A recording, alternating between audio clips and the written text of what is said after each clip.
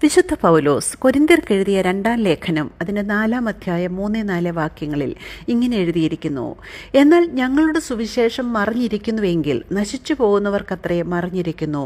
ദൈവപ്രതിമയായ ക്രിസ്തുവിൻ്റെ തേജസ്സുള്ള സുവിശേഷത്തിൻ്റെ പ്രകാശനം ശോഭിക്കാതിരിപ്പാൻ ഈ ലോകത്തിൻ്റെ ദൈവം അവിശ്വാസികളുടെ മനസ്സ് കുരുടാക്കി.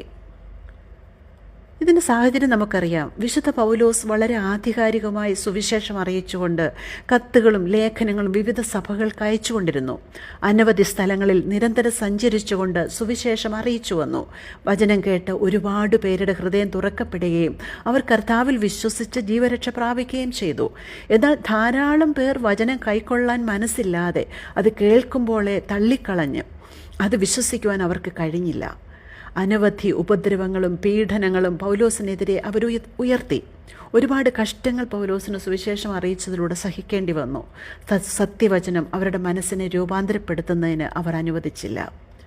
ദൈവപ്രതിമയായ ക്രിസ്തുവിൻ്റെ തേജസ്സുള്ള സുവിശേഷത്തിൻ്റെ പ്രകാശനം ശോഭിക്കാതിരിക്കാൻ ഈ ലോകത്തിൻ്റെ ദൈവം അവിശ്വാസികളുടെ മനസ്സ് കുരുടാക്കി കളഞ്ഞു എന്ന് പൗലോസ് ഇവിടെ ദുഃഖിക്കുകയാണ്.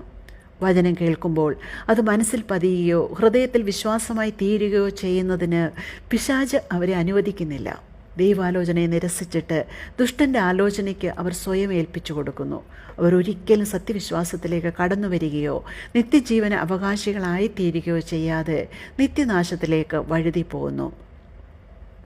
കൊരിന്ത്യർക്ക് എഴുതിയ 1-ാം ലേഖനം 2-ാം അധ്യായം 14-ാം വാക്യത്തിൽ പൗലോസ് ഇങ്ങനെ എഴുതിയിരിക്കുന്നു: നാമോ ലോകത്തിൻ്റെ ആത്മാവിനെ അല്ല, ദൈവം നമുക്ക് നൽകിയത് അറിവാനായി ദൈവത്തിൽ നിന്നുള്ള ആത്മാവിനെ അത്രേ പ്രാപിച്ചത്. അത് ഞങ്ങൾ മാനുഷിക ജ്ഞാനം ഉപദേശിക്കുന്ന വചനങ്ങളാലല്ല, ആത്മാവ് ഉപദേശിക്കുന്ന വചനങ്ങളാൽ തന്നെ പ്രസ്താവിച്ചുകൊണ്ട് ആത്മീകന്മാർക്ക് ആത്മീകമായത് തെളിയിക്കുന്നു. എന്നാൽ പ്രാകൃത മനുഷ്യൻ ദൈവാത്മാവിൻ്റെ ഉപദേശം കൈക്കൊള്ളുന്നില്ല, അതവന് ഭോഷത്വമാകുന്നു. ആത്മീകമായി വിവേചിക്കേണ്ടതാകയാൽ അതവന് ഗ്രഹിപ്പാൻ കഴിയുന്നതുമല്ല. അതുകൊണ്ട് പ്രിയമുള്ളവരെ, ചിന്തിക്കുക. കേവലം പ്രാകൃത മനുഷ്യനായി ജീവിച്ച് നിത്യമരണത്തിന് ഏൽപ്പിക്കപ്പെടണമോ, അതോ ദൈവാത്മാവ് ഉപദേശിക്കുന്ന വചനങ്ങൾ കൈക്കൊണ്ട് നിത്യജീവന അവകാശിയായി തീരണോ എന്ന് ഇന്ന് തീരുമാനിക്കുക. ദൈവം നിങ്ങളെ സഹായിക്കട്ടെ.